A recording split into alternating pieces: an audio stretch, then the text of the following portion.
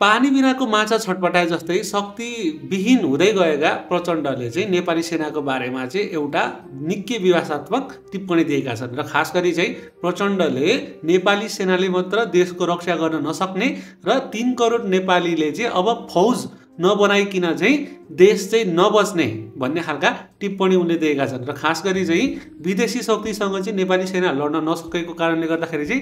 प्रत्येक नेपाली चाहिँ अब फौज जस्तै नबन्दाखेरि चाहिँ देशको स्वाधीनता नरहने उनको भनाइ थियो र उनको यो निकै विवादात्मक टिप्पणी थियो है। र अब प्रचण्डले बोल्दा बोल्दै यसो बोले कि के बोले त्यो थाहा भएन, तर भदौ 23 र 24 गते चाहिँ प्रचण्ड लगायत नेताहरूलाई चाहिँ बचाउनेको थिए।